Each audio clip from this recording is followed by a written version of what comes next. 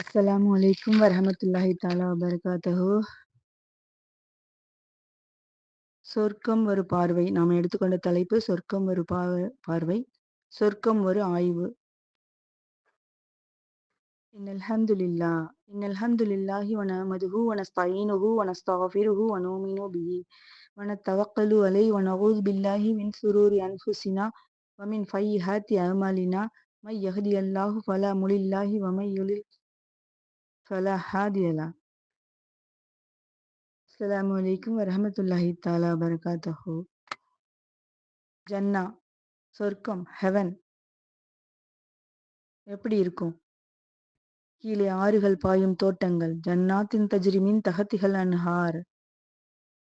பால் பாலாறு, தேனாறு, திராட்சை ரசம் போன்ற ஆறுகள். காற்று, குளிர்ச்சி, இன்பம், சந்தோஷம் அதான் இருக்கும். துயரம், சோகங்கிற நெகட்டிவே கிடையாது. வெறும் பாசிட்டிவ் தான், எல்லாமே பாசிட்டிவ் தான். விரும்பியவுடன் கிடைக்கும் அனைத்து நன்மைகளும் கிடைக்கும். அனைத்து பொருள்களும் விரும்பியவுடன் கிடைக்கும். அனைத்து நன்மைகளும் கிடைக்கும். நித்திய வாழ்க்கை, நித்திய ஜீவனா நம்ம இருப்போம். நித்திய வாழ்க்கையில இருப்போம். மரணமே கிடையாது. மலம், ஜலம், எச்சில்ங்கிற அசுத்தமே கிடையாது. தூய்மை, ஹூருல் ஈன் பெண்கள் இருப்பாங்க. எல்லாவற்றிற்கும் மேலாக அல்லாஹுவை பார்த்து கொண்டே இருக்கலாம். அல்லாஹுவை பார்த்து கொண்டே இருக்கலாம். அல்லாஹுவை பார்த்து கொண்டே இருக்கலாம். இப்படியாக சொர்க்கத்தின் மனம்ங்கிறது 500 வருட தூரத்திலும் வீசுமா. ஸோ நம்ம சொர்க்கத்தை உயிரோடு இருக்கும் போதே அதை நுகரலாம். அதோட குளிர்ச்சியை உணரலாம். சொர்க்கத்தோட மனத்தை உணரலாம். சொர்க்கங்கிறது என்ன? நம்ம நன்மை செய்ய தூண்டுகின்ற மோட்டிவேஷன். நம்மளை நன்மை செய்யணும் அப்படின்னு தூண்டுற மோட்டிவேஷன். சொர்க்கத்தின் மனங்கிறது சாதாரண மனம் இல்ல. அவ்வளோ சீக்கிரம் அதை நம்ம உணர்ந்துட முடியாது. அது ஈமானின் சுத்தம், ஷஹீத், தியாகிகள், தியாகத்தை மேற்கொண்டவர்கள், அல்லாஹுவின் விசுவாசம் கொண்டவர்களுக்கு அல்லாஹ் உலகிலேயே அனுபவிக்க செய்யும் ஒரு சிறப்பு.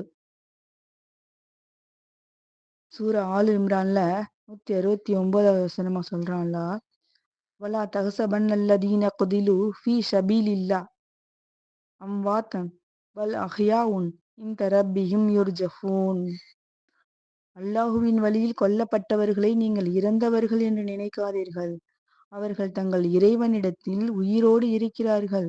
அவர்கள் தங்கள் இறைவனிடத்தில் உயிரோடு இருக்கிறார்கள். அவன் அவர்களுக்கு ரிஸ்க் அளிக்கிறான். ஃபல் அஹ்யாஉன் இன்த ரப்பிஹிம் யுர்ஜஃபூன். அதாவது முதல்ல ஆதம் நபி அல்லாஹ் படைச்சான். ஆதி பிதா ஆதம் நபி, முதல் தந்தை, முதல் மனிதர். அல்லாஹ் அவங்கள படைச்ச பிறகு சொர்க்கத்துல வைக்கிறான். அங்கே அவங்க சொர்க்கத்துல நுழையும் போது பாக்குறாங்க, லா இலாஹா இல்லல்லாஹ் முஹம்மது ரசூலுல்லாஹ்னு எழுதியிருக்கு. அல்லாஹ், யா ரப்பே, யா ரப், உன் பெயருடன் முஹம்மதுன்னு எழுதியிருக்கே, அது யாரு? அதுக்கு அல்லாஹ் சொல்றான், இவர் உன் சந்ததியில் வருபவர். இவர் எனக்கு மிகவும் பிரியமான இறை தூதர் அப்படின்னு சொல்றான் அல்லாஹ். அங்கேயே எழுதப்பட்டதை பார்த்துட்டாங்க ஆதமனுக்கு. அவங்க சொர்க்கத்துக்கு போயிட்டாங்க. அதே மாதிரி முகமது ஸல்லல்லாஹு அலைஹி வஸல்லம் அவங்க இஸ்ரா எனும் மெஹராஜ் பயணத்தின் போது சொர்க்கத்தை பார்த்தாங்க. அவங்களும் உயிரோடு இருக்கும்போது சொர்க்கத்தை பார்த்துட்டாங்க. இன்னும் அஷ்ரத்துல் முபஷரா எனும் குலாஃபூர் ராஷிதீன்கள் என்று சொல்லப்படக்கூடிய அஷ்ரானா 10 அஷ்ரத்துல் முபஷரா, அந்த 10 சஹாபாக்கள் சொர்க்கத்தை நிச்சயிக்கப்பட்டவங்க. ஏன்? அவங்களுடைய இறைவழி தியாகம், இறை நம்பிக்கை, இறை அச்சம், தூய்மையான மனம். அதனால கலீஃபாக்கள் அபூபக்கர் ரலியல்லாஹு அன்ஹு, உமர் ரலியல்லாஹு அன்ஹு, உஸ்மான் ரலியல்லாஹு அன்ஹு, அலி ரலியல்லாஹு அன்ஹு, தல்ஹா இப்னு உபைதுல்லா அன்ஹு ரலியல்லாஹு அன்ஹு, ஜுபைர் இப்னு அவ்வாம் ரலியல்லாஹு அன்ஹு, அப்துர் ரஹ்மான் இப்னு அவுஃப் ரலியல்லாஹு அன்ஹு, ஷஹது இப்னு அபி வக்காஸ் ரலியல்லாஹு அன்ஹு, ஷஹது இப்னு ஜைத் ரலியல்லாஹு அன்ஹு, அபு உபைதா இப்னு அல் ஜர்ராஹ் ரலியல்லாஹு அன்ஹு. இவங்க 10 பேருக்கும் சொர்க்கம் நிச்சயிக்கப்பட்டுருச்சு. அது ரசூல்லா மூலமா சொல்லப்பட்டுருச்சு. அப்புறம் ஈசா அலைஹிஸ்ஸலாம் அவங்க உயிரோட இருக்கும்போதே விண்ணிற்கு உயர்த்தப்பட்டுட்டாங்க. மீண்டும் வருகை தந்து இறைப்பை எய்தி தான் அவங்க போவாங்க. அதேபோல சஹாபாக்கள் இறை வழியில் போர் புரிந்த ஃபீ சபீலில்லாஹ் என்று போற்றக்கூடிய தியாகிகள். இன்னும் சில சஹாபாக்கள மலக்குகளே வந்து இன்னும் சில சஹாபாக்கள மலக்குகளே வந்து குளிப்பாட்டினதா கூட நம்ம அறியிறோம். ஒரு சஹாபாவோட ஜனாசால கலந்துக்க மலக்குகள் அவ்வளவு கூட்டமா வந்தாங்களாம். ரசூலுல்லாவால காலே வைக்க முடியலையாம். மத்தவங்கலாம் அத உணரல. ரசூலுல்லாஹ் உணர்ந்துட்டு குதிங்கால தூக்கிக்கிட்டு விரலால நடந்து போறாங்களாம். "என்ன ரசூலா இப்படி நடக்குறீங்கங்கம்மா?" இவங்களுடைய ஜனாசாவ குளிப்பாட்ட மலக்குகள் வராங்க. மலக்குகள் இவங்க ஜனாசா தொழுக வைக்க இவ்வளவு கூட்டமா இருக்காங்க. என்னால கால வைக்க முடியல. அந்த அளவுக்கு இருக்கா அப்படின்னு சொல்றாங்க.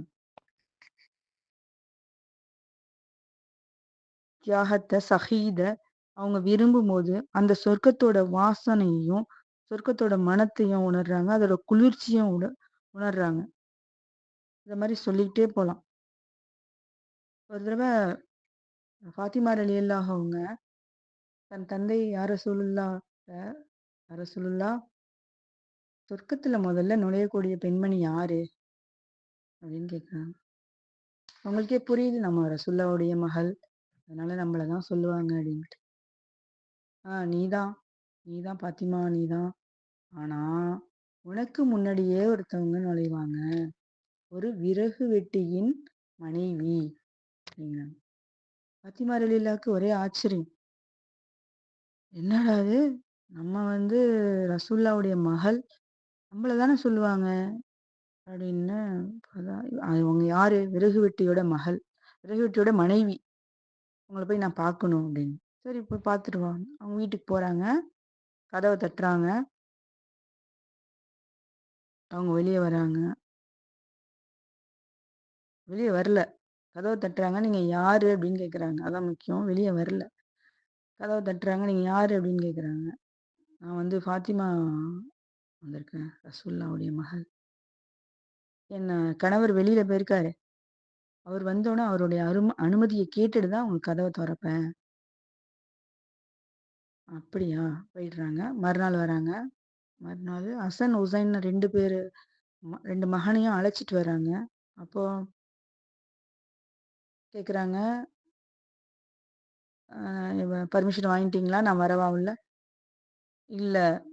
நீங்க ஹசன், ஹுசைன் உங்க மகனையும் அழைச்சிட்டு வந்திருக்கீங்க. உங்களுக்கு மட்டும் தான் நான் அனுமதி கேட்டுருக்கேன். உங்க மகனெல்லாம் உள்ள நுழைக்கிறதுக்கு அனுமதி இன்னும் கேட்கல. கேட்ட பிறகு நாளைக்கு வாங்க." சரி போயிடுறாங்க. 3வது நாள் வராங்க. 3வது நாள் ஹசன், ஹுசைனை விட்டுட்டே வராங்க. ஃபாத்திமா ரலியல்லாஹு மட்டும் வராங்க. கதவ திறக்குறாங்க, பார்க்குறாங்க, பேசுறாங்க.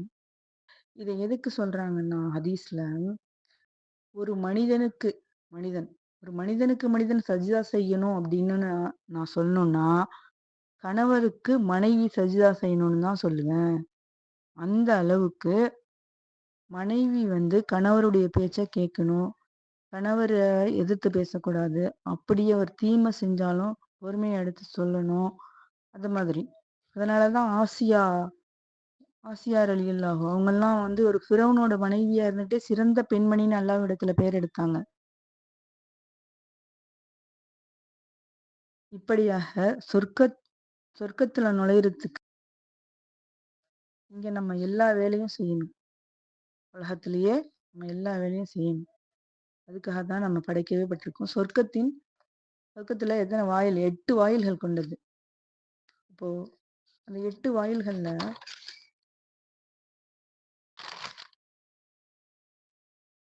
தாருல் ஜலால் வெண்முத்து, பவளம் ஆகியவற்றினால் கட்டப்பட்ட மாளிகை. தாருஸ் ஸலாம் சிவப்பு மரகத கற்களால் அமைந்த பெரிய மாளிகை. இப்போ நம்ம ஒரு வீடு கட்டுறோம். வீட்ல வந்து tiles mosaic, tiles, marbles, granite, மார்போனைட் என்னமோ வந்துருச்சு. அதுலயும் கிரானைட்ல வந்து பிளாக்ல கோல்டு பதிச்சிருக்கணும். ரெட்ல கலர்ஃபுல்லா கலர் பதிச்சிருக்கணும். மார்போனைட்லலாம் நெறைய கலர்ஸ் இருக்கு. 3D டைல்ஸ் இப்படி எவ்வளவோ இருக்கு. இது அழியக்கூடியது. ஜன்னத்துல் மாவா பச்சை நிற மரகத கற்கள் கட்டப்பட்ட மாளிகை. இப்படி இப்படி நமக்கு விலையுயர்ந்த கற்களால் கட்டப்பட்ட மாளிகை காத்து கொண்டு இருக்குங்க. ஜன்னத்துல் கொல்து மஞ்சள் நிற மரகத கற்கள் கொண்ட மாளிகை. ஜன்னத்துல் நயீம் பளபளக்கும் வெள்ளியால் அமைந்த மாளிகை. தாருல் கரார் சிவப்பு நிறமுடைய தங்கத்தால் ஆன மாளிகை. ஜன்னத்துல் ஃபிர்தௌஸ் எல்லா விதமான விலையுயர்ந்த கற்களும் வச்சு கட்டப்பட்ட மாளிகை.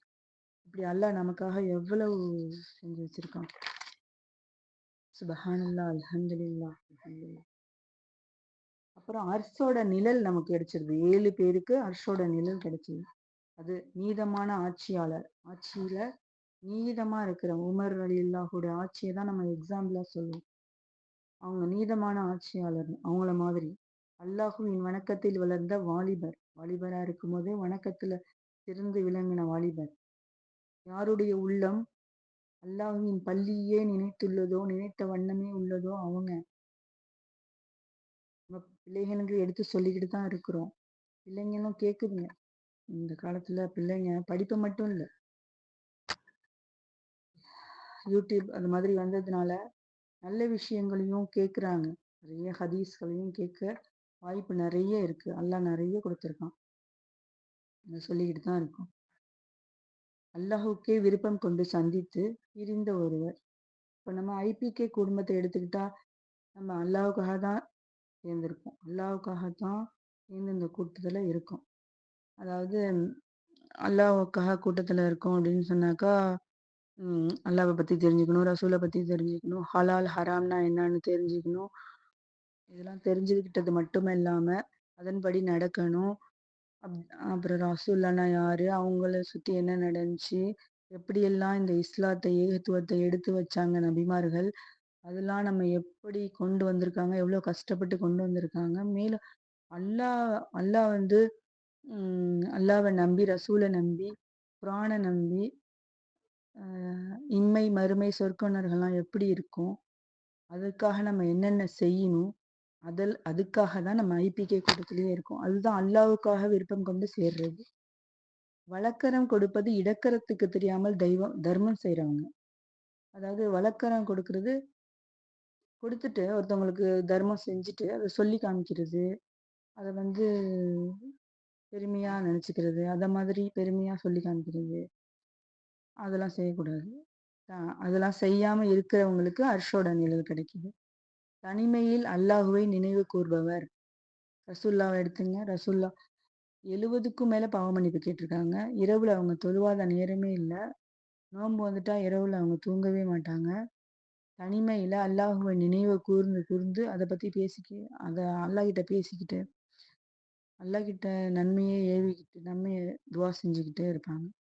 அழகும் அந்தஸ்தும் உள்ள பெண் தன் விருப்பத்திற்கு இணங்குமாறு அழைத்தும் அல்லாஹுக்கு அஞ்சுகிறேன் என்று சொன்ன நபர்கள். எல்லாம் இருந்தும் இச்சைக்கு இணங்காதவங்க. இப்படியாக சொர்க்கம் செல்லும் வழிகள் சொல்லப்பட்டிருக்கு. இதுல ஜன்னத்துல் ஃபிர்தௌஸ் அப்படிங்கிறது அர்ஷுர் ரஹ்மான், அல்லாஹுவின் அரியணை இருக்குல்ல, அளவற்ற அருளாளின் அரியணை. அது ஜன்னத்துல் ஃபிர்தௌஸோட ரூஃபா இருக்குமா, கூரையா இருக்குமா. அந்த ஜன்னத்துல் ஃபிர்தௌஸ்ங்கிற அந்த உயர்ந்த சொர்க்கம், அதுக்கு மேலதான் அர்ஷு. இப்போ ஜன்னத்துல் ஃபிர்தௌஸோட கூரை அர்ஷு. இது எப்படி கிடைக்கும்? தௌபா செய்யணும், இறை நம்பிக்கை, போதுமென்ற மனம், இறை பக்தியில் ஈடுபடுறது. இறை நம்பிக்கைன்னா அதுலயே எல்லாம் இணங்கிடுச்சு. இறை நம்பிக்கை இருந்தாலே போதும். இறையச்சம், இக்லாஸ், தொழுணும், ஓதணும், நோன்பு வைக்கணும், ஜகாத் கொடுக்கணும், ஹஜ்ஜுக்கு போகணுங்கிற எல்லாமே வந்துடும். தௌபா செஞ்சுக்கிட்டே இருக்கணும். நம்ம அறிஞ்சோம் அறியாம செய்து, தெரிஞ்சோம் தெரியாம செய்து எவ்வளவு பாவங்களை நம்ம தௌபா செஞ்சுக்கிட்டே இருக்கணும். இறை பக்தியில ஈடுபடுறது, இதுதான் செஞ்சாதான் ஜன்னத்துல் ஃபிர்தௌஸ் கிடைக்கும். அதான் சொல்றேன், சொர்க்கங்கிறது நம்ம நன்மையை செய்வதற்கான மோட்டிவேஷன். தாருசலாம் முறைப்படி ஒழு எடுத்து பயபக்தியுடன் தொழுத பக்திமான்கள் புகுவார்கள். ஜன்னத்துல் மாவா ஜக்காத் கொடுத்தவர்கள் செல்வார்கள். ஜன்னத்துல் அல் அதன் அது ஒரு தோட்டம். இங்கு நன்மை செய்பவர்கள், பொறுமையாளர்கள், தூய்மையானவர்கள் விலக்கப்பட்டதை விலக்கி சுன்னத்துப்படி வாழ்ந்த நல்லடியார்கள், தூய்மையானவர்கள், அவங்க தான் இருப்பாங்க. ஜன்னத்துல் அதன்ல, ஜன்னத்துல் குல்த், நன்மைகளை ஏவி தீமைகளை தடுக்கும் தியாகிகள் புகுவார்கள். நம்ம கூட நன்மையை ஏவலாம். இதை செய்யுங்க, அது செய்யுங்க, பிள்ளைங்களுக்கே சொல்லலாம். பிள்ளைங்களுக்கு சொன்னா கூட போதும். பிள்ளைங்க நன்மைகளை, நன்மைனா என்ன, தீமைனா என்ன, தீமையை தடுக்கணும். ஏதாவது கெட்டது செய்ய நம்ம நினைச்சா, பிள்ளைங்க நினைச்சா அது செய்யக்கூடாது, இது செய்யக்கூடாதுன்னு இல்லை, இதை செய்யக்கூடாதுன்னு முன்கூட்டியே அவங்க செய்யறதுக்கு முன்னாடியே சொல்லிடணும். ஜன்னத்துல் நயீம், இந்த சொர்க்கத்துல இச்சையை அடக்கி நேர்மையாக நடந்த உத்தமர்கள் புகுவார்கள். மன இச்சைப்படியே பேசுறது இல்ல சொல்லலாம், அல்லாஹ்வுடைய சொல்ல மட்டும்தான் அவங்க சொல்லுவாங்க. அது மாதிரி மன இச்சையை அடக்கி நேர்மையா இருக்கிறவங்களுக்கு தான் இந்த சொர்க்கம், ஜன்னத்துல் நயீம்.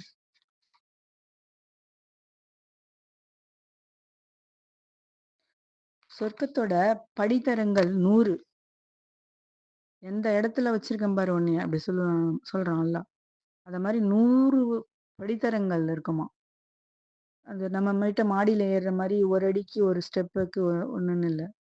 ஒவ்வொரு படித்தரமும் வானத்துக்கும் பூமிக்குமான இடைவெளி, அவ்வளவு தூரம். அந்த 100 படித்தரத்துல எங்க வச்சிருப்பான் நம்மளங்கிறது நம்ம செய்யற நன்மைகளை பொறுத்துதான் இருக்கு. நம்ம செய்யற நன்மைகளை பொறுத்துதான் இருக்கு.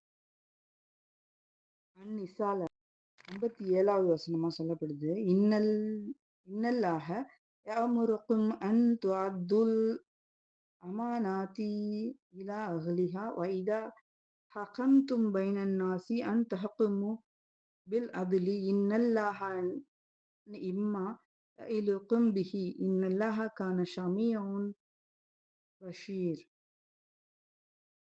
والذين آمنوا وعملوا الصالحات سندخلهم جنات تجري من تحتها الأنهار خالدين فيها أبدا لهم فيها أزواج مطهرة وندخلهم ظلا ظليلا. والذين آمنوا وعملوا الصالحات, மேலும் ஈமான் கொண்டு நற்செயல் புரிந்தவர்கள், அவர்களை நாம் சொர்க்கத்தில் செய்வோம்.